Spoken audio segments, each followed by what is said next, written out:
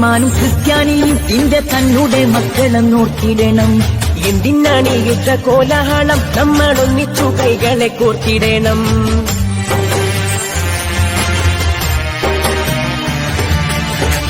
മുസൽമാനും ക്രിസ്ത്യാനിയും ഇന്റെ തന്നുടെ മക്കളെ നോക്കിയിടണം. എന്തിനാണ് യുദ്ധ കോലാഹലം? നമ്മൾ ഒന്നിച്ചു കൈകളെ കോർത്തിടണം. ക്രിസ്തുവും കൃഷ്ണനും നബിയും പറഞ്ഞുള്ള സൗഹാർദ്ദ പാതയിൽ നീങ്ങിടണം. ക്രിസ്തുവും കൃഷ്ണനും നബിയും പറഞ്ഞുള്ള സൗഹാർദ്ദ പാതയിൽ നീങ്ങിടണം. അകവിടിയണം, കനലൊടുങ്ങണം, ഇനി സ്നേഹം നിറയണം.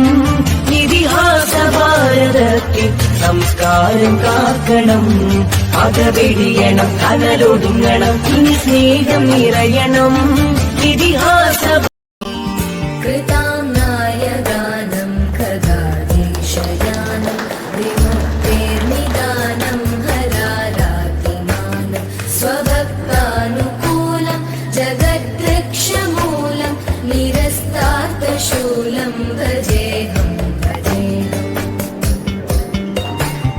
സമസ്താമലേശം വിദേവാഭവേശം കൃതാനായഗാനം ഖഗാധീശയാനം വിമുക്തേർനിദാനം ഹരാരാതിമാനം സ്വഭക്താനുകൂലം ജഗദ്രക്ഷമൂലം നിരസ്താർത്ഥശൂലം ഭജേഹം ഭജേഹം സമസ്താമലേശം വിദേവാഭവേശം. ഒരുപക്ഷെ ഒരു പിന്നോക്ക ജില്ലയിൽ നിന്ന് ആയിരുന്നു, ഇല്ലായെന്ന് ഞങ്ങൾ പറയുന്നില്ല, ആയിരുന്നു. പക്ഷെ മുന്നോക്ക ജില്ലയിലേക്ക് കയറുവാനുള്ള പരിശ്രമിക്കാറുണ്ട്. നമുക്ക് പരിശ്രമിക്കുന്നതിന് തെറ്റൊന്നുമില്ലല്ലോ, ജയിക്കണമെന്ന് ഉറപ്പില്ലല്ലോ. അങ്ങനെ ഞങ്ങൾ പരിശ്രമിച്ചു കൊണ്ടിരിക്കുകയാണ്. ഒരുപക്ഷെ ഇന്ന് ഈ പുറത്ത് കാണുന്ന ഈ എന്താ പറയുക സ്റ്റാളുകളും ഇവിടെ കാണുന്ന ഈ ആഘോഷങ്ങളൊക്കെ കാസർഗോഡ് ഒരു ഉദ്യോഗസ്ഥനെ കടലിൽ കെട്ടാൻ ഞാൻ സമ്മതിക്കുക എന്ന് പറഞ്ഞുകൊണ്ട് മന്ത്രിയുടെ മുമ്പിൽ നിന്ന് ഇറങ്ങി വന്ന പ്രിയപ്പെട്ട ഒരു ജനറൽ സെക്രട്ടറി ഉണ്ട്. അദ്ദേഹത്തിന്റെ പേരാണ് ജിജയപാൽ. പ്രിയപ്പെട്ടവരെ, നമുക്ക് അഭിമാനിക്കാം. ഇതുപോലെയുള്ള ജനറൽ സെക്രട്ടറിമാരുണ്ടെങ്കിൽ ഒരു ടീം വർക്കായിട്ടാണ് ജില്ലയിലെ പ്രവർത്തനമൊക്കെ നടക്കുന്നത്. പക്ഷെ അത് നടക്കുമ്പോൾ അതിന് മുമ്പിൽ നിന്ന് നയിക്കാൻ ഒരാൾ വേണം. ഞാൻ ദീർഘമായിട്ടൊന്നും പോകുന്നില്ല, കാരണം സ്വാഗത പ്രസംഗം എന്ന് പറയുന്നത് ഏറ്റവും കൂടുതൽ സമയം എടുക്കുന്ന ഒരു സംഭവമാണ്. വേദിയിൽ നിന്നൊക്കെ ഞാൻ നേരത്തെ പറഞ്ഞപ്പോൾ ഒരു രാത്രി ഉറപ്പുവെച്ച് യാത്ര ചെയ്ത് വന്നവരൊക്കെയുണ്ട്. തീർച്ചയായും അവരെയൊക്കെ ഈ ആളുകളുടെ മുമ്പിൽ വെച്ച് ബഹുമാനിക്കേണ്ട ഉത്തരവാദിത്തം നമുക്കുണ്ട്. അതുകൊണ്ട് പെട്ടെന്ന് തന്നെ സ്വാഗത പ്രസംഗം ഞാൻ അവസാനിപ്പിക്കാം. ഞാൻ ഒരുപാടൊന്നും നീട്ടുന്നില്ല.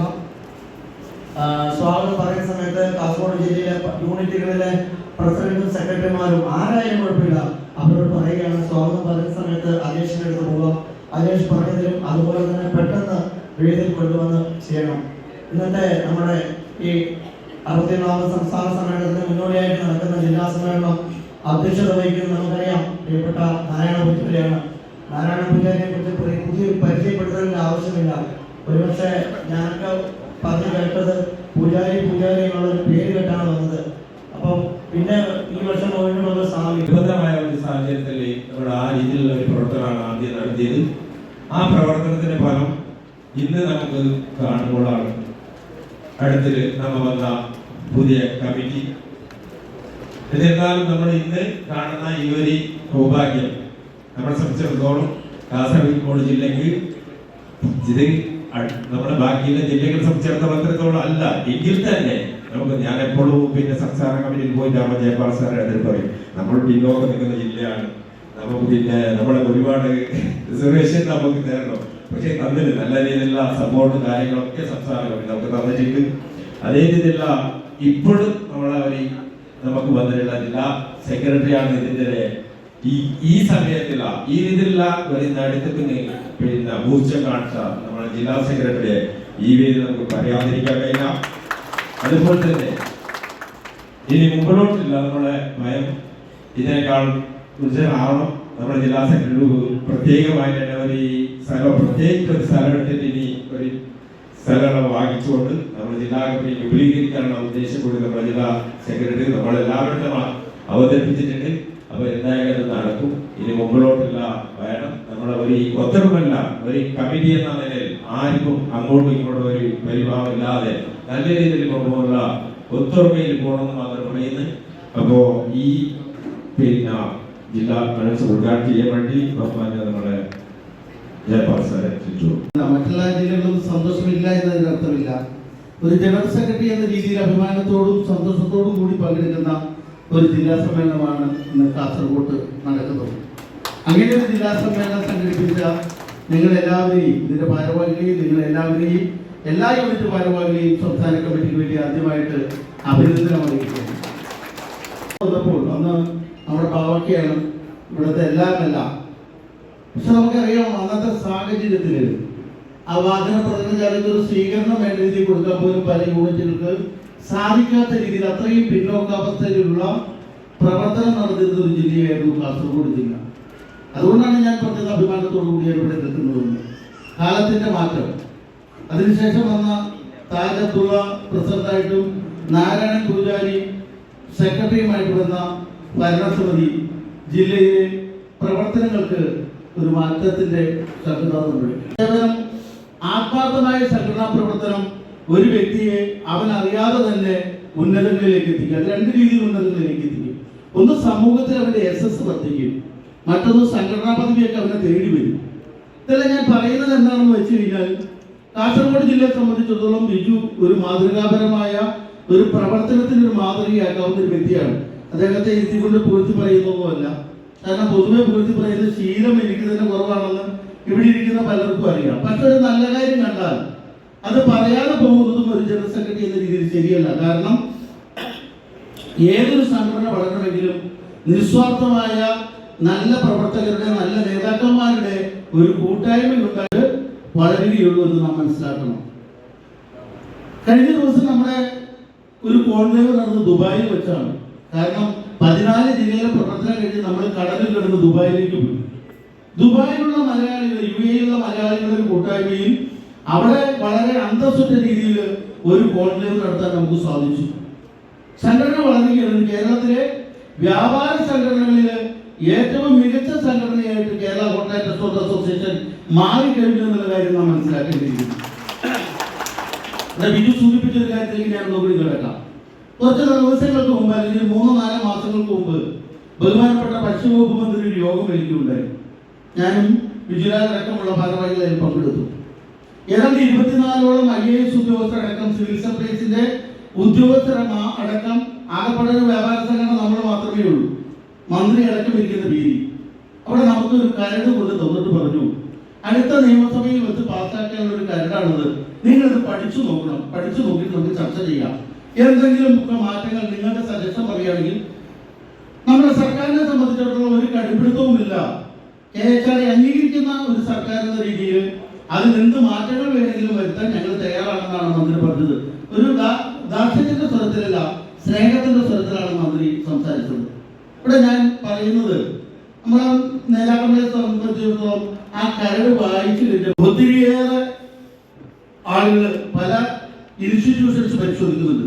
GST അടക്കം, ലേബർ ഡിപ്പാർട്ട്മെന്റ് അടക്കം, ഇവിടെ ഇരിക്കുന്ന ക്ഷേമനിധി ബോർഡ് അടക്കം, അതുപോലെ തന്നെ ഒത്തിരിയേറെ ഡിപ്പാർട്ട്മെന്റ്, FSSC അടക്കം, മുനിസിപ്പാലിറ്റി, ഹെൽത്ത് ഉദ്യോഗസ്ഥർ, ഇങ്ങനെ പരിശോധനകളുടെ ഒരു കൂട്ടമാണ് നമ്മുടെ സ്ഥാപനങ്ങളിൽ നടക്കുന്നത്.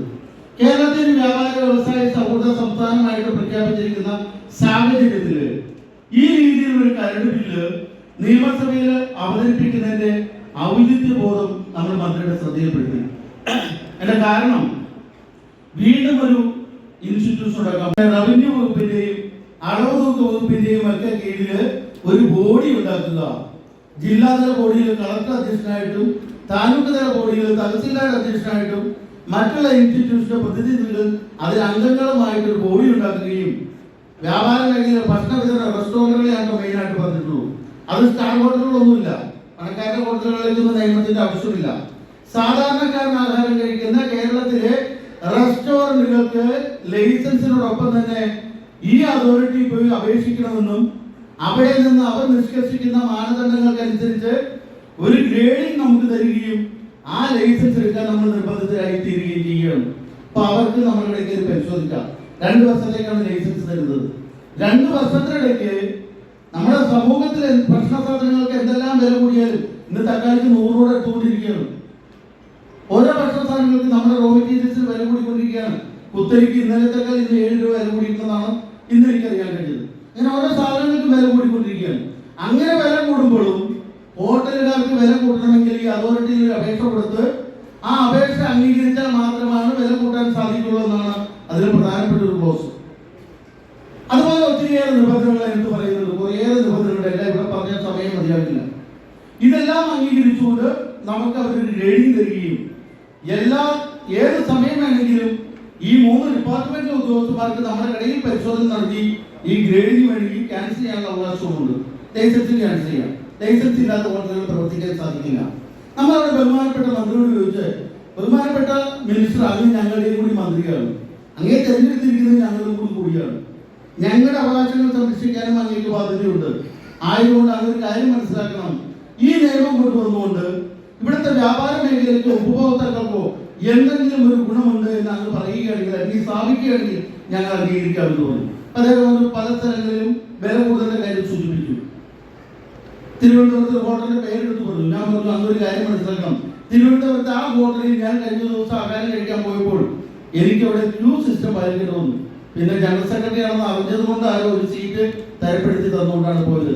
അങ്ങ് ആഹാരം കഴിക്കുന്ന തൃശ്ശൂരിലെ ഭാരത് ഹോട്ടല്, അവിടെ ഊണിന്റെ റേറ്റ് 135, 140 ആകുമ്പോൾ എന്റെ ഹോട്ടലിൽ 70 രൂപയാണെന്ന് അങ്ങ് മനസ്സിലാക്കണം.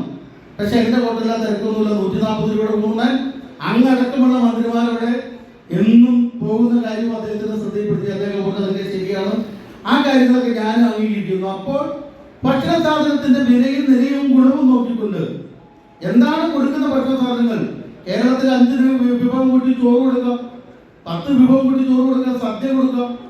അതുപോലെ തന്നെ മീൻ കൊടുക്കുകയാണെങ്കിൽ ഏത് മീൻ വേണമെങ്കിലും കൊടുക്കാം. അതിന്റെ വലിപ്പത്തിനനുസരിച്ച് വ്യത്യാസപ്പെടുത്താം, ഉണ്ടാക്കുന്ന രീതിക്കനുസരിച്ച് വ്യത്യാസപ്പെടുത്താം. അതുപോലെ തന്നെ 1 ലിറ്റർ പാലിന് 10 ചായ എടുക്കാം, 20 ചായ എടുക്കാം, 50 രൂപയുടെ തേയിലയുണ്ട്, 500 രൂപയുടെ തേയിലയുണ്ട്. ഇവിടെ ഉപഭോക്താക്കളുടെ അവകാശങ്ങൾ അവിടെ തടസ്സപ്പെടുത്തുകയാണ്. നമ്മുടെ നാട്ടിൽ 3 സ്റ്റാറും 5 സ്റ്റാറും ഹോട്ടലൊക്കെ ഉണ്ട്. അവിടെ 200, 500 മേടിക്കുന്ന അതേ ക്വാളിറ്റിയുള്ള സാധനങ്ങള് മീഡിയം റേഞ്ച് നല്ല ഹോട്ടലുകളിൽ 100, 120 രൂപയ്ക്ക് കൊടുക്കുന്നുണ്ട്. അതിന് പാവപ്പെട്ടവർക്ക് കഴിക്കാനായിട്ട് 60 രൂപയ്ക്ക്, 70 രൂപയ്ക്ക് ഊണ് കൊടുക്കുന്നുണ്ട്. കേരളത്തിന്റെ അത്ര വില കുറച്ച് കൊടുക്കുന്ന മറ്റൊരു സംസ്ഥാനവും നമ്മുടെ രാജ്യത്തിനില്ല.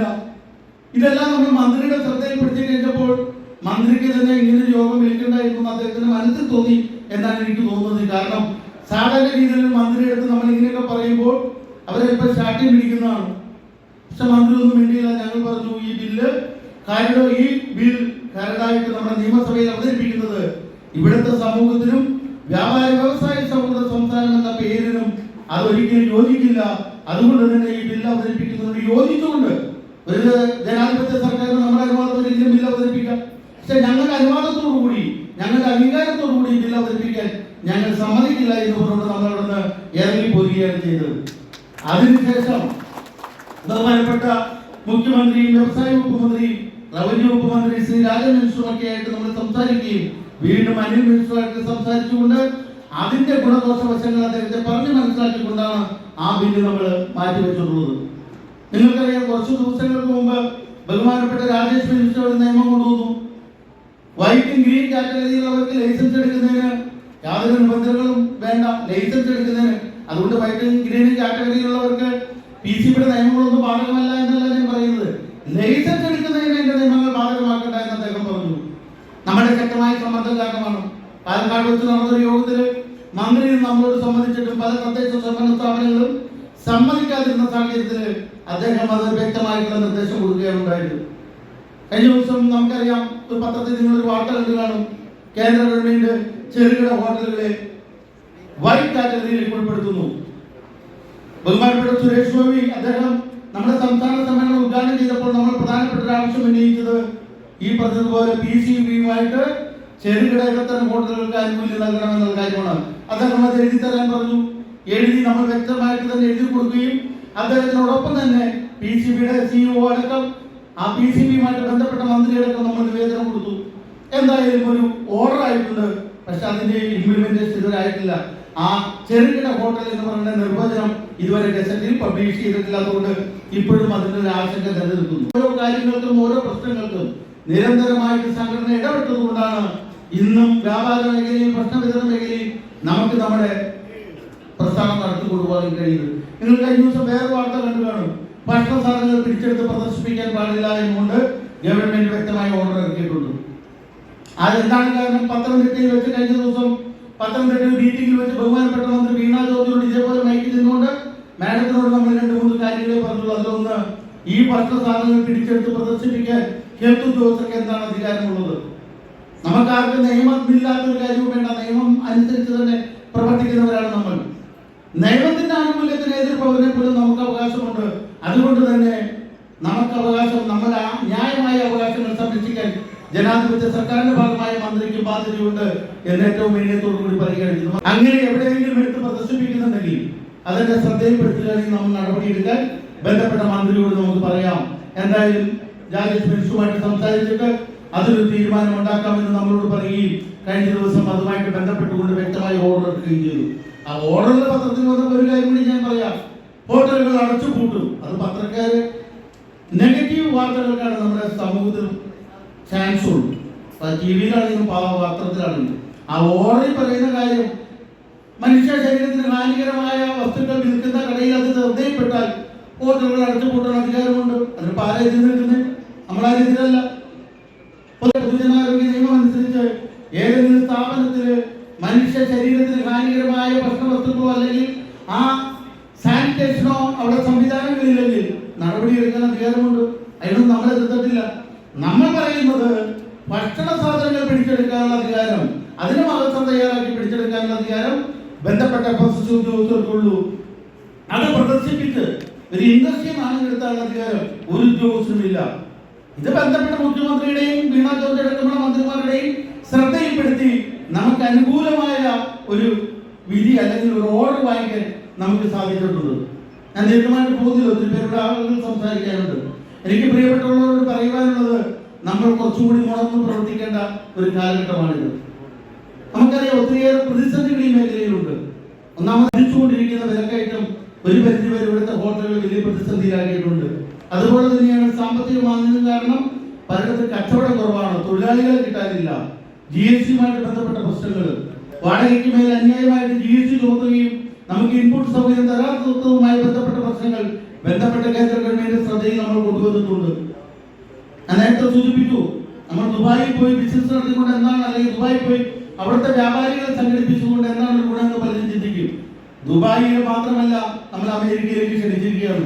അമേരിക്കയിലെ മലയാളി അസോസിയേഷൻ പ്രസിഡന്റ് അടക്കം ദുബായിലെ പരിപാടിയിൽ വന്നുകൊണ്ട് 2026 അമേരിക്കയിലെ മുഴുവൻ മലയാളികളെയും കൂട്ടിക്കൊണ്ട് അവിടെ ഒരു കോൺക്ലേവ് നടത്താൻ ഹോട്ടൽ റിസോർട്ട് അസോസിയേഷൻ ക്ഷണിച്ചിട്ടുണ്ടെങ്കിൽ അതൊരു വ്യാപാര സംഘടന എന്ന രീതിയിൽ അമേരിക്കയിലെ മലയാളികളുടെയും KHRA എന്ന ഒരു തരംഗം ഉണ്ടായിട്ടുണ്ട് എന്ന് നമ്മൾ മനസ്സിലാക്കിയിരിക്കുന്നു. അങ്ങനെ അമേരിക്കയിലും UAEയിലും ഒക്കെ KHRA വളരുന്നുണ്ടെങ്കിൽ എന്തുകൊണ്ടാണ് കേരളത്തിൽ നമുക്ക് കുറച്ചുകൂടി വളർന്നുകൂടാ? ആ ഒരു ചിന്താഗതി നമുക്കുണ്ടാവണം. ഞാൻ എന്റെ പ്രസംഗം ഒന്ന് ചുരുക്കുന്നു. ഒത്തിരിയേറെ കാര്യങ്ങൾ നിങ്ങളുമായിട്ട് എനിക്ക് സംവാദിക്കാനുണ്ടെങ്കിലും ഈ സമയം വളരെ പരിമിതമായതുകൊണ്ട് എന്റെ പ്രസംഗം ചുരുക്കുകയാണ്. ഒരിക്കൽ കൂടി കാസർഗോഡ് ജില്ലയിലേക്ക് നമുക്കൊന്ന് പോകാം. കാസർഗോഡ് ജില്ലയിലെ പ്രവർത്തനങ്ങൾ കഴിഞ്ഞ 2-3-4 വർഷത്തെ പ്രവർത്തനങ്ങൾ വിലയിരുത്തുമ്പോൾ വളരെ ശക്തവും 14 ജില്ലകൾക്ക് മാതൃകയുമായിട്ടുള്ള പ്രവർത്തനമാണ് കാസർഗോഡ് ജില്ല നടത്തിയിട്ടുള്ളത്. അതിന്റെ ഒരു ഉദാഹരണമാണ് കൃത്യം 11 മണിക്ക് 11 മണിക്ക് തന്നെ ഈ ഹോൾ നിറഞ്ഞു കവിഞ്ഞ ഇവിടുത്തെ അംഗങ്ങളുടെ സാന്നിധ്യം. ഒരിക്കൽ കൂടി സംസ്ഥാന കമ്മിറ്റിക്ക് വേണ്ടി നിങ്ങൾ എല്ലാവരെയും ഞാൻ അഭിനന്ദിക്കുകയും ഒപ്പം തന്നെ നിങ്ങൾക്ക് എല്ലാവർക്കും വേണ്ടിയിട്ട് ഞാൻ നേരത്തെ സൂചിപ്പിച്ചു, യാതൊരുവിധ മറ്റ് ലക്ഷ്യങ്ങളില്ലാതെ, യാതൊരുവിധ മറ്റുള്ള സ്ഥാനമോഹങ്ങളില്ലാതെ നിസ്വാർത്ഥമായ സേവനം ചെയ്യുന്ന നിങ്ങളുടെ പ്രതീകമായ ശ്രീ ബിജു ചുലിക്കരെ നിങ്ങൾക്ക് എല്ലാവർക്കും വേണ്ടിയിട്ട്, നിങ്ങൾക്ക് വേണ്ടിയിട്ട് നിങ്ങളുടെ സാന്നിധ്യത്തിൽ ഇതുവരെ എനിക്ക് സംസ്ഥാന കമ്മിറ്റിക്ക് ചെയ്യാം. പക്ഷെ അങ്ങനെയല്ല, നിങ്ങളുടെ മുമ്പിൽ വെച്ച് തന്നെ അദ്ദേഹത്തെ ഒന്ന് ആദരിക്കുമ്പോൾ അത് നിങ്ങൾക്ക് കിട്ടുന്ന ആദരവായിട്ട് കൂടി മാറട്ടെ എന്ന് വിചാരിച്ചുകൊണ്ടാണ് ഇവിടെ സലാം സാർ വന്നപ്പോൾ തന്നെ എന്നോട് പറഞ്ഞു, KHRA വളർന്നു കഴിഞ്ഞു എന്നാണ് അദ്ദേഹം പറഞ്ഞത്. അദ്ദേഹം ക്ഷേമനിധി ഫണ്ട് ഡയറക്ടറാണ്, ഞാൻ അദ്ദേഹം ഇവിടുത്തെ DO ആണ്, ഞങ്ങൾ തമ്മിൽ വളരെ അടുത്ത ബന്ധങ്ങളുണ്ട്. അപ്പൊ അദ്ദേഹം എന്നോട് പറഞ്ഞ് വളരെ മാറ്റങ്ങളാണ് കാസർഗോഡ് ജില്ലയിലെ പ്രവർത്തനത്തിൽ ഉണ്ടായിട്ടുള്ളത് എന്നാണ്. എന്തായാലും ആ പ്രതീകമായിട്ട് നിങ്ങൾക്ക് എല്ലാവർക്കും വേണ്ടിയിട്ട് ബിജു ചുള്ളിക്കരെ ഒരു പ്രതീകാത്മകമായിട്ട് അദ്ദേഹത്തിന്റെ പ്രവർത്തനങ്ങളെയൊക്കെ വിലയിരുത്തിക്കൊണ്ട് സംസ്ഥാന കമ്മിറ്റിക്ക് വേണ്ടി ഞാൻ ആദരിച്ചുകൊണ്ട് എന്റെ വാക്കുകൾ ഞാൻ നിർത്തുന്നു, ചുരുക്കുന്നു. എല്ലാവർക്കും നന്ദി, നമസ്കാരം. വളർത്തിയെടുക്കാനുള്ള നിങ്ങളുടെ ക്ഷേമ പദ്ധതികളുടെ ചിന്താഗതി ആണ് എന്ന് ഉറക്കെ എനിക്ക് പ്രഖ്യാപിക്കാം. കാരണം ഞാൻ ലേബർ ഡിപ്പാർട്ട്മെന്റിൽ 1997 ജോലി പ്രവേശിച്ചപ്പോൾ മുതൽ കേൾക്കുന്ന ആദ്യത്തെ ഏതൊരു പരിപാടി വെക്കുമ്പോഴും ആദ്യം കേൾക്കുന്നത് ഒരു ഭാവൊക്കെയാണ് തോന്നുന്നത്. അദ്ദേഹത്തിന് ഞങ്ങൾ ഏത് പരിപാടി അന്ന് ഉണ്ടാവുക, നമുക്ക് ബാലവേലയുടെ ക്ലാസ്സുകളായിരുന്നു കൂടുതൽ ഉണ്ടാവുക. അന്ന് ആദ്യത്തെ അതിഥിയെ ഞങ്ങൾ വിളിക്കുന്ന അദ്ദേഹത്താണ്. ഒരു ഭാവഭേദവും ഇല്ലാതെ ഞങ്ങൾ വിളിച്ച എല്ലാ വേദിയിലും അദ്ദേഹത്തും. ഒരിക്കൽ എന്റെ ഓർമ്മ ശരിയാണെന്ന് എനിക്ക് തോന്നുന്നു, ഉപ്പള ഭാഗത്ത് ഒരു ഹോട്ടൽ, ഉപ്പളയുടെ ഭാഗത്തേക്ക് ഹോട്ടലിൽ പോയപ്പോൾ അദ്ദേഹം ഞങ്ങളോട് പറഞ്ഞൊരു വാക്കുണ്ട്. കാരണം എന്റെ കൂടെ സുനിൽ തോമസ് എന്നൊരു ഓഫീസർ കൂടി ഉണ്ടായിരുന്നു. ഇന്ന് അദ്ദേഹം ലേബർ കമ്മീഷണറാണ്. അദ്ദേഹത്തോട് ഞങ്ങളോട് വിളിച്ചു പറഞ്ഞത്, സാറേ എന്റെ ഹോട്ടലിൽ ആദ്യം പരിശോധിക്കുന്നതാണ്. അത്രമാത്രം ഊർജം നിങ്ങളുടെ മനസ്സിൽ ആത്മവിശ്വാസം ഉണ്ടെങ്കിൽ നിങ്ങൾ എന്തുകൊണ്ട് നമ്മുടെ നാടും നമ്മുടെ നാടിന്റെ നന്മയ്ക്കും എന്തുകൊണ്ട് വിശ്വാസത്തിൽ എടുക്കുന്നില്ല എന്ന് നിങ്ങൾ ചിന്തിക്കേണ്ട. കാരണം നിങ്ങളോട് സ്നേഹവും എല്ലാ നന്മയും മറ്റുള്ളവർക്ക് കൂടി ഉണ്ട്. അതിന് നിങ്ങളുടെ പ്രവർത്തനത്തിന്റെ ഭാഗമാണ് എന്ന് തന്നെ കരുതുക. ഒരു വ്യക്തി നന്നാവണമെങ്കിൽ അത് സംഘടനയിൽ കൂടി ചേരുമ്പോൾ മാത്രമേ ഉള്ളൂ. കാരണം പലപ്പോഴും ലേബർ ഡിപ്പാർട്ട്മെന്റിന് ലഭിക്കുന്ന പരാതി തൊഴിലിടങ്ങളിലുള്ള പ്രയാസങ്ങളും കൂലി നൽകാത്തതും മറ്റും അവരുടെ പല രീതിയിലുള്ള അവരെ മറ്റു തരത്തിലുള്ള അവരെ ചൂഷണം ചെയ്യുന്നതായിട്ട് ഏറ്റവും കൂടുതൽ പരാതികൾ വരുന്നത് കഴിഞ്ഞ കുറെ വർഷങ്ങളായി, കഴിഞ്ഞ 6 വർഷമായി ഞങ്ങൾക്ക് മുന്നിൽ വരുന്ന പരാതികൾ ഇതൊന്നുമല്ല. ഒരു ഹോട്ടലിൽ നിന്നും ഒരു പരാതി വരുന്നില്ല എന്നുള്ളതാണ് വളരെയധികം യാഥാർത്ഥ്യം. അതിന് നിങ്ങളോട് പ്രത്യേകം നന്ദിയുണ്ട്. പക്ഷേ എന്നിരുന്നാലും ഞങ്ങളോട് ആദ്യമായിട്ട് വളരെ അടുത്ത കാലത്തായിട്ട് വന്നു പറഞ്ഞ ഒരു പരാതി, സാറേ വില നിലവാരം എന്ത് എന്ന് അറിയില്ലെങ്കിലും ചില സ്ഥലത്തുള്ള മസാല ദോശ വളരെ ടേസ്റ്റ് ഉള്ളതാണ്, പക്ഷെ അതിന് കുറച്ചുകൂടി വലിപ്പം കൂട്ടണം എന്നാണ് പരാതി. കാരണം നമ്മൾ ഓർക്കുക, ജനങ്ങൾക്ക് നിങ്ങളുടെ വിശ്വാസം, നിങ്ങൾ ഉണ്ടാക്കി കൊടുക്കുന്ന ഭക്ഷണത്തിന്റെ ടേസ്റ്റും അത് എത്രമാത്രം രുചികരമായി അവർ ഭക്ഷിക്കുന്നുണ്ട് എന്നുള്ളത് നിങ്ങൾ കാണാതെ പോകരുത്. അതിനുള്ള സാഹചര്യം നിങ്ങൾക്ക് എന്നും ഉണ്ടാവട്ടെ. ഒരു വ്യക്തി എന്ന് പറയുമ്പോൾ അത് പൂജാരി ആയാലും വിജുവേട്ടൻ പറഞ്ഞ പോലെ സ്വാമി ആയാലും അത് ഗസാരി ആയാലും നിങ്ങളുടെ കളക്കര രാജേട്ടനായാലും നിങ്ങൾ ഓരോരുത്തരും ഇപ്പൊ താജിന്റെ സവാദായാലും നിങ്ങൾ ഓരോരുത്തരും പേരെടുത്ത് വിളിക്കാം. എനിക്ക് വസന്തേട്ടനായാലും പേരെടുത്ത് വിളിക്കാൻ പ്രാപ്തി തന്നത് ഒരു പക്ഷേ ഒരു ജില്ലാ ഓഫീസർ എന്ന നിലയിൽ നിങ്ങൾ ഞങ്ങൾക്ക് തരുന്ന പരിഗണന കൂടി തന്നെയാണ്. ഞങ്ങളൊരു ഇൻസ്പെക്ഷനിൽ പോകുമ്പോൾ നിങ്ങളുടെ മുന്നിലേക്ക് എത്തിക്കഴിഞ്ഞാൽ ഇപ്പൊ പലപ്പോഴും പോകാറില്ല. കാരണം ഒരു ഹോട്ടലിലും ഒരു പ്രയാസം ഉണ്ടാവുന്നില്ല എന്നുള്ളതാണ് യാഥാർത്ഥ്യം. അങ്ങനെ പോവാതിരിക്കുമ്പോഴും എവിടെ തന്നെ കയറിയാൽ അപ്പോ ബിജുവേട്ടൻ്റെയോ നാരായണേട്ടൻ്റെ അല്ലെങ്കിൽ സ്വാമിയുടെ വിളി വരും, സാറേ അത് ഞങ്ങളുടെ കമ്മിറ്റിയിലെ ആൾക്കാരാണ്, അപ്പൊ എന്താ വേണ്ടത്, നിങ്ങൾ അത് ഒഴിവാക്കി കൊടുക്കണം എന്നല്ല അവർ പറയുക. അവരുടെ പേപ്പേഴ്സ് എല്ലാം ഞങ്ങൾ ശരിയാക്കി തരാം എന്ന് പറഞ്ഞ് ഒരാഴ്ചക്കകം അവർ കൃത്യമായി രൂപപ്പെടുത്തി തരുന്ന ഒരു നേതൃത്വം നിങ്ങൾക്കുള്ളത് ഒരു കൈത്താങ്ങം തന്നെയാണ്. ആ കേസാരെ അഭിനന്ദിക്കാതെ വയ്യ. ഇനിയും ഞങ്ങളോടൊപ്പം ചേർന്ന് നിൽക്കുന്ന ഒരു വ്യക്തിത്വം തന്നെയാണ് ശ്രീ ബിജുവേട്ടനും അതുപോലെ തന്നെ നമ്മുടെ നാരായണേട്ടൻ. കാരണം അവര് നിങ്ങളുടെ സംസ്ഥാന സെക്രട്ടറി തന്നെ അവരുടെ സംസ്ഥാന ഡയറക്ടർ ബോർഡ് മെമ്പർ കൂടിയാണ്. അവിടെ പ്രഖ്യാപിച്ച ഒരു രൂപഭേദമാണ് ജില്ലയിലെ സംസ്ഥാന തലത്തിൽ അംഗീകാരമുള്ള ഗവൺമെന്റ് തലത്തിലുള്ള അഡ്വൈസറി ബോർഡ് മെമ്പർമാരെ നിയമിക്കണമെന്നത്. അത് ആദ്യമായിട്ട് വന്നത് നിങ്ങളുടെ നാരായണൻ ബിജുവേട്ടനാണ് എന്നുള്ളത് വളരെയധികം സന്തോഷമുണ്ട്. അദ്ദേഹം ഗവൺമെന്റിന്റെ ഭാഗമായിട്ട് അവർ മാറുന്നു എന്നുള്ളതും ഇതുവരെ തന്ന സ്നേഹത്തിനും കടപ്പാടുകൾക്കും നന്ദി അറിയിച്ചുകൊണ്ട് എല്ലാവരും ആശംസകൾ നേർന്നുകൊണ്ട് നിർത്തുന്നു. ദീപയിൽ പന്തലിക്കും മാൽമരമായി നാം ഉയരും, ഇരുളിന്റെ കൂടാരം നമ്മൾ തകർക്കും. അത് മതിയാകും.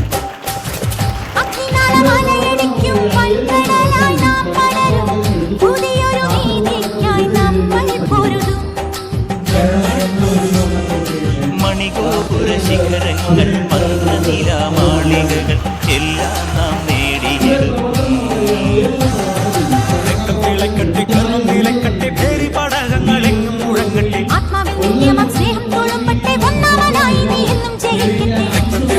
ഗർവം നിലക്കട്ടെ, പേരി പടകങ്ങളെങ്ങും മുഴങ്ങട്ടെ, സ്നേഹം തോളുമ്പട്ടെ, ഒന്നാമനായി നീ എന്നും ജയിക്കട്ടെ. സംഗീതം സാന്ദ്രമായി സായാഹ്നം സാക്ഷിയായി പിറന്ന മണ്ണിൽ നിന്നുയർന്നു പൊങ്ങ. ദീപയിൽ പന്തലിക്കും മാൽമരമായി നാം ഉയരും,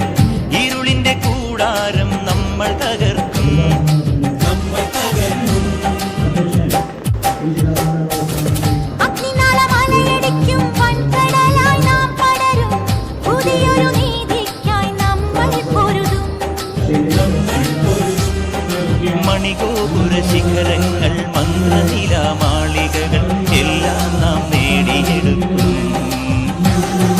രക്തം തിളക്കട്ടെ, ഗർവം നിലക്കട്ടെ, ഭേരി പടകങ്ങൾ എങ്ങും മുഴങ്ങട്ടെ. ആത്മാവിൽ നിത്യമാം സ്നേഹം തുളുമ്പട്ടെ, ഒന്നാമനായി നീ എന്നും ജയിക്കട്ടെ. രക്തം തിളക്കട്ടെ, ഗർവം നിലക്കട്ടെ, ഭേരി പടകങ്ങൾ എങ്ങും മുഴങ്ങട്ടെ. ആത്മാവിൽ നിത്യമാം സ്നേഹം തുളുമ്പട്ടെ, ഒന്നാമനായി നീ എന്നും ജയിക്കട്ടെ. സംഗീതം സാന്ദ്രമായി സായാഹ്നം സാക്ഷിയായി പിറന്ന മണ്ണിൽ നിന്നുയർന്നു വെയിലിൽ പന്തലിക്കും മാൽമരമായി നാം ഉയരും. ഇരുളിന്റെ കൂടാരം നമ്മൾ തകർക്കും.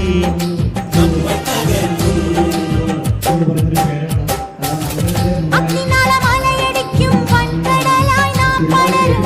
പുതിയൊരു നീതിക്കായി നമ്മൾ പൊരുതും. മണിഗോപുര ശിഖരങ്ങൾ മന്ത്രനിലാമാളികകൾ എല്ലാം നാം നേടിയെടുക്കും. രക്തം തിളക്കട്ടെ, ഗർവം നിലക്കട്ടെ, ഭേരി പടകങ്ങൾ എങ്ങും മുഴങ്ങട്ടെ. ആത്മാവിൽ നിത്യമാം സ്നേഹം തുളുമ്പട്ടെ, ഒന്നാമനായി നീ എന്നും ജയിക്കട്ടെ. രക്തം തിളക്കട്ടെ, ഗർവം നിലക്കട്ടെ, ഭേരി പടകങ്ങൾ എങ്ങും മുഴങ്ങട്ടെ. ആത്മാവിൽ നിത്യമാം സ്നേഹം തുളുമ്പട്ടെ, ഒന്നാമനായി നീ എന്നും ജയിക്കട്ടെ. സംഗീതം സാന്ദ്രമായി സായാഹ്നം സാക്ഷിയായി പിറന്ന മണ്ണിൽ നിന്നുയർന്നു ദീപയിൽ പന്തലിക്കും മാൽമരമായി നാം ഉയരും. ഇരുളിന്റെ കൂടാരം നമ്മൾ തകർക്കും.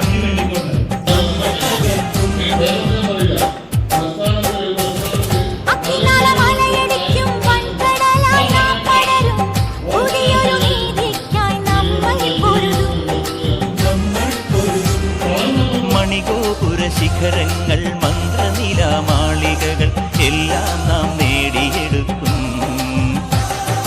രക്തം തിളക്കട്ടെ, ഗർവം നിലക്കട്ടെ, ഭേരി പടകങ്ങൾ എങ്ങും മുഴങ്ങട്ടെ. ആത്മാവിൽ നിത്യമാം സ്നേഹം തുളുമ്പട്ടെ, ഒന്നാമനായി നീ എന്നും ജയിക്കട്ടെ. രക്തം തിളക്കട്ടെ, ഗർവം നിലക്കട്ടെ, ഭേരി പടകങ്ങൾ എങ്ങും മുഴങ്ങട്ടെ. ആത്മാവിൽ നിത്യമാം സ്നേഹം തുളുമ്പട്ടെ, ഒന്നാമനായി നീ എന്നും ജയിക്കട്ടെ. സംഗീതം സാന്ദ്രമായി സായാഹ്നം സാക്ഷിയായി പിറന്ന മണ്ണിൽ നിന്നുയർന്നു പൊങ്ങ.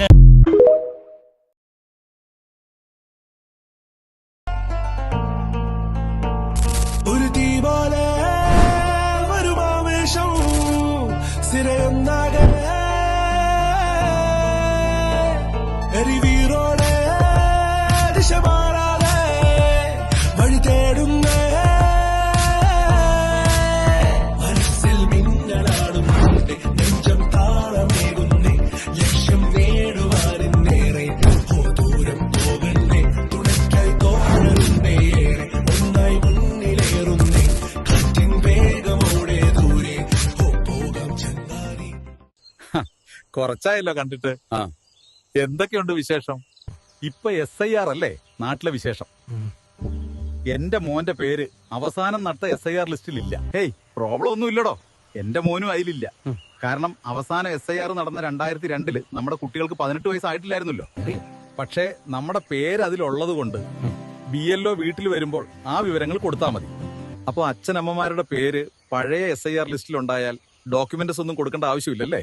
ഇല്ല, ബന്ധുക്കളുടെയോ വിവരങ്ങളായാലും മതി. ഇനി ഇതൊന്നും പറ്റിയില്ലെങ്കിൽ മാത്രം ഇലക്ഷൻ കമ്മീഷൻ പറഞ്ഞിട്ടുള്ള ഏതെങ്കിലും രേഖകൾ കൊടുക്കേണ്ടി വരും. അതും ഇപ്പോഴല്ല, വെരിഫിക്കേഷന്റെ സമയത്ത്. അപ്പൊ ഇത് സിമ്പിൾ ആണല്ലേ? ഞാൻ വിചാരിച്ച് പണിയായിരിക്കുമെന്ന്. ഇപ്പൊ പേടിക്കാനൊന്നുമില്ല. 2025 ഒക്ടോബർ 27 വരെ വോട്ടർ പട്ടികയിൽ ഉൾപ്പെട്ടിട്ടുള്ള എല്ലാ വോട്ടർമാർക്കും BLO വീട്ടിലെത്തി എന്യൂമറേഷൻ ഫോമുകൾ നൽകും. നന്നായി, ആ ടെൻഷൻ തീർന്നല്ലോ. മോനോട് പറയാം, അവനും സമാധാനമാവട്ടെ.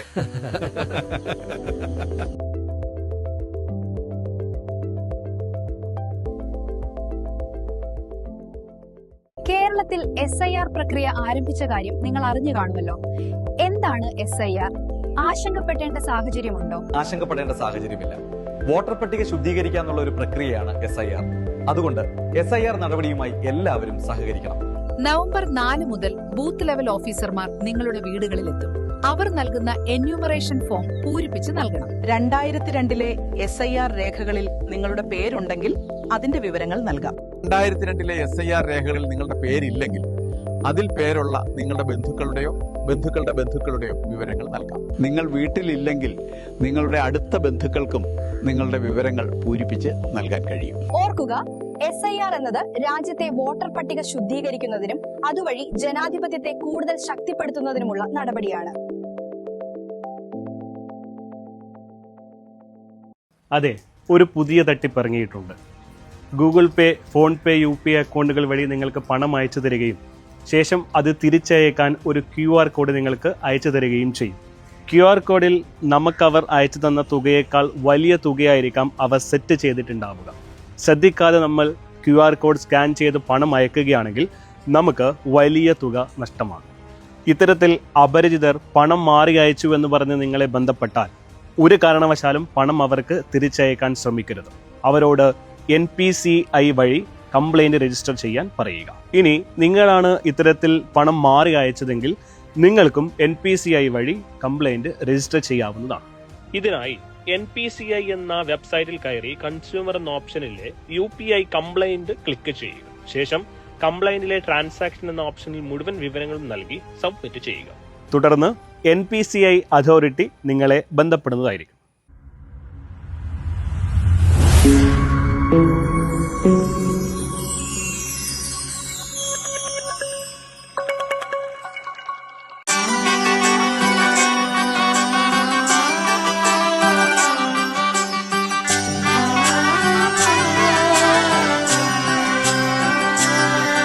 ഇവളണിയും പൊന്നല്ലേ, കനവുണരും ദിനമല്ലേ, മൊഞ്ചത്തി പെണ്ണിൻ മനം,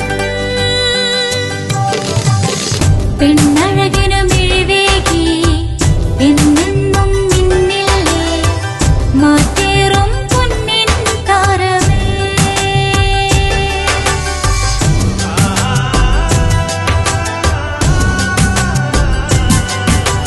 സിറ്റി ഗോൾഡിൻ സ്വർണ്ണനിലാവല്ലേ, City Gold, Gold and Diamonds, Kerala and Karnataka, the glow of purity. വീടായാലും ഇൻഡസ്ട്രിയിലായാലും ബിസിനസ്, വിദ്യാഭ്യാസ സ്ഥാപനങ്ങളോ മതപരമായ സ്ഥാപനങ്ങളോ ആണെങ്കിലും വയറിംഗ് വർക്കുകൾ, HT, LT കണക്ഷൻ എന്നിവയ്ക്ക് ഗവൺമെന്റ് ലൈസൻസ്ഡ് ഇലക്ട്രിക്കൽ കോൺട്രാക്ടറായ പള്ളങ്കോട് ഇലക്ട്രിക്കൽ വർക്സിനെ തന്നെ ഏൽപ്പിക്കണം. പണി കമ്മിറ്റ് ചെയ്ത സമയത്ത് തന്നെ തീർത്തു തരും. കൂടാതെ നിങ്ങളുടെ സ്ഥാപനത്തിൽ അനുമതിയില്ലാതെ generator സ്ഥാപിച്ചിട്ടുണ്ടെങ്കിൽ Pallankode electrical വർക്സിനെ ഏൽപ്പിച്ചോളൂ.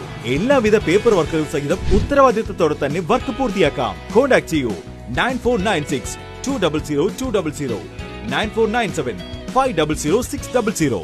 Mariyam body lotion വെല്ലുന്ന ഒരു ലോഷൻ നമ്മുടെ കയ്യിലെത്തിയിട്ടുണ്ട്. അൽ ഫലാജ് പെർഫ്യൂം ഇൻഡസ്ട്രി എന്നുള്ള ബ്രാൻഡിന്റെ മുസ്കാൻ എന്ന് പറഞ്ഞിട്ടുള്ള ഒരു ബോഡി ലോഷൻ ആണ്. ഇതിന്റെ ബോക്സും കാര്യങ്ങളൊക്കെ ഇതാ ഈ രൂപത്തിലാണ്. നല്ലൊരു ഗിഫ്റ്റിംഗ് പ്രസന്റേഷനും കാര്യങ്ങളൊക്കെ കൊടുത്തിട്ടുണ്ട്. ഇവിടെ നല്ലൊരു മുസ്കാൻ എന്ന അറബിയിൽ കാലിഗ്രഫിയും കാര്യങ്ങളൊക്കെ കൊടുത്തിട്ടുണ്ട്. നല്ല ബ്യൂട്ടിഫുൾ ആയിട്ടുള്ള പ്രസന്റേഷൻ കേട്ടോ. ജസ്റ്റ് ഓപ്പൺ ചെയ്തുതരാം. ഈ രൂപത്തിലായിരിക്കും ഇതിന്റെ ഓപ്പണിംഗും പ്രസന്റേഷനും വരുന്നത്. ഇതാണ് മുസ്കാൻ എന്ന് പറഞ്ഞിട്ടുള്ള ബോഡി ലോഷൻ. എന്റെ മോനെ ഇതിന്റെ സ്മെല്ല് സ്നിഫ് ചെയ്യുന്ന വേണം, വേറെ ലെവൽ സ്മെല്ല്. കാരണം മറിയം ബോഡി ലോഷൻ വർഷങ്ങളായിട്ട് ഞാൻ യൂസ് ചെയ്തുകൊണ്ടിരിക്കുന്ന ഒരു ബോഡി ലോഷൻ ആയിരുന്നു. പക്ഷേ മുസ്കാൻ കിട്ടിയതിന് ശേഷം മറിയം ബോഡി ലോഷൻ ഒന്നുമല്ല ചെയ്യുന്ന ഓൾമോസ്റ്റ് ഒരു 99.9% പേരും ഈ ഒരു ഫ്രാഗ്രൻസ് ഇഷ്ടപ്പെടും. കാരണം നല്ലൊരു സ്വീറ്റ് ആയിട്ടുള്ള floral, fruity, vanilla, creamy, candy, milky സ്മെല്ലാണ് മുസ്കാനിൽ വരുന്നത്. വേറെ ലെവൽ സാധനം. ട്രൈ ചെയ്ത് നോക്കി, ഏതായാലും ഡിസപ്പോയിന്റഡ് ആവില്ല. മറിയത്തിനും കാട്ടിയും അത്യാവശ്യം നല്ല ലാസ്റ്റിംഗ് കിട്ടുന്നുണ്ട്. ഇത് നിങ്ങൾ GCCയിലൊക്കെ കുളിച്ച് കഴിഞ്ഞ ശേഷം നെക്കിലൊക്കെ അപ്ലൈ ചെയ്യുക. എന്നിട്ട് ക്ലോത്തും കാര്യങ്ങളൊക്കെ ഇട്ട് നിങ്ങൾ ഓഫീസിലൊക്കെ പോയി തിരിച്ചു വന്ന് നിങ്ങൾ ക്ലോത്ത് ചേഞ്ച് ചെയ്യുന്ന സമയത്തും ഈ ഒരു സ്മെല്ല് GCCയിൽ ഫീഡ്ബാക്ക് കിട്ടിയിട്ടുണ്ടെന്ന് അവർ പറഞ്ഞിട്ടുണ്ട്. പിന്നെ അവർ മെയിനായിട്ട് ചെയ്യുന്നത് ഹോൾസെയിലാണ്. ആർക്കെങ്കിലും ബൾക്കായിട്ട് ഹോൾസെയിൽ വേണമെന്നുണ്ടെങ്കിൽ താഴെ കൊടുത്ത് നമ്മളെ കോൺടാക്ട് ചെയ്തോളി. അവർ കാര്യങ്ങളൊക്കെ അറേഞ്ച് ചെയ്യും. ഇനി നാട്ടിലോട്ട് ആർക്കെങ്കിലും ഹോൾസെയിലായിട്ട് വേണമെന്നുണ്ടെങ്കിൽ അതിനെ അവരെ കോൺടാക്ട് ചെയ്തോളി. പിന്നെ പെർഫ്യൂമൊക്കെ ആർക്കെങ്കിലും മാനുഫാക്ചർ ചെയ്യണമെന്നുണ്ടെങ്കിൽ, അതുപോലെ പ്രൈവറ്റ് ലാബിലും കാര്യങ്ങളൊക്കെ ചെയ്യണമെന്നുണ്ടെങ്കിൽ ഇവരെ കോൺടാക്ട് ചെയ്യുക. ഏതായാലും താഴെ ഡിസ്ക്രിപ്ഷനിൽ അവരുടെ കംപ്ലീറ്റ് ഡീറ്റെയിൽസ് ഞാൻ കൊടുക്കുന്നുണ്ട്. ഈ സാധനം നിങ്ങൾ ഓർഡർ ചെയ്തോളി. ഓൾ ഓവർ UAE അവരുടെ ഡെലിവറിയും കാര്യങ്ങളൊക്കെ ചെയ്തിടും.